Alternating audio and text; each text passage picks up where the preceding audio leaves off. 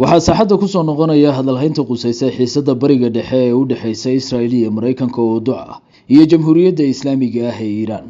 xogihii ugu dambeeyay waxa ay warinayaan inay socoto qabanqaabo dagaal qarsoon oo Israa'iil isugu diyaarinayso duulaan ay ku qaado Iiraan, iyadoo khubarada xiisadan la socota ay qabaan inaan Israa'iil marnaba ka rajo dhigin dagaal dhaqso leh oo ay qaybaha hore ee sanadkanba ku qaado Jamhuuriyadda Islaamiga ah. haddana waxaa arrintan si rasmi ah markan shaaca uga qaaday wasiirka arrimaha dibadda Turkiga Hakan Fidan oo sheegay inay Israa'iil goobayso fursad iyo goor ku habboon oo ay ku bilowdo gulufkeeda ka dhanka ah Tehran. waxaynu haynaa xogo dhowr ah oo aynu ku dulmarayno dhaqdhaqaaqyada gobolka ka socda ee loo fasirtay inay tusayaan u diyaargarow dagaal oo Iiraan ka dhan ah, balse marka hore aynu ku hormarro hadallada Hakan Fidan oo waraysi uu siiyay Turkish Today ku yiri: waxaan rajaynayaa inay helaan dariiqo aan midaas ahayn, balse xaqiiqada ayaa ah in Israa'iil khaas ahaan daydayayso fursad ay ku beegsato Iiraan. safarkaygii Tehran ee maalmihii dhowaa wax walba oo quseeya qorshaha socda ayaan ugu sheegay si saaxiibtinimo leh, ogowna saaxiibku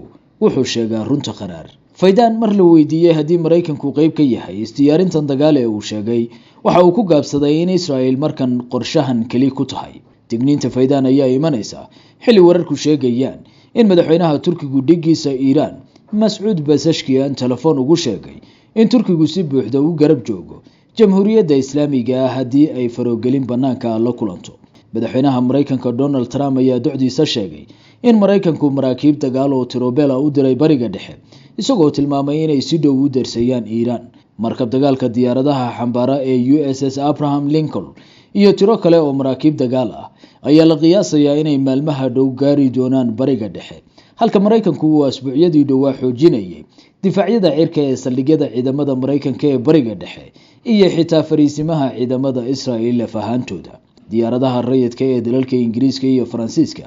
ayaa xalay lagu warramay inay hakiyeen duulimaadyadooda bariga dhexe, gaar ahaan kuwa ay ku tegi lahaayeen Israa'iil iyo wadamo kale oo gobolka ah. tani waxay sii xoojinaysaa walaaca kobcaya ee laga qabo in Israa'iil iyo Iiraan dagaal toos ah aadaan, taasoo suurtagalnimadeeda maalmaha dhow aan meesha laga saari karin. dhinaca Iiraan, sarkaal ay xigatay shabakadda Reuters ayaa sheegay inaysan rajaynayn docdooda in isdiyaarinta ciidan ee gobolka ka socota ay ku dhammaato dagaal toos ah, halka uu dhinacooda sheegay inay militariga Iiraan diyaar u yihiin wajahidda iyo guulka keenidda marxaladda ugu xun haddii ay dagaal noqoto. Mareykanka iyo jaalkiisa Israa'iil waxa ay qiil ka dhiganayaan in Tehran dad tiradoodu ay ka badan tahay 5,000 oo qof ay ku xasuuqday dibadbaxyadii rabshadaha lahaa ee waddanka hareeyay. waxa ay sidoo kale ku doodayaan in tiro 2,000 ku dhow xukuumadda Iiraan doonayso inay dil toogasho iyo daldalaad ku fuliso, taasoo ah sheegashada aan cadeymaha ku filan haysan ee ay doonayaan inay qiil uga dhigtaan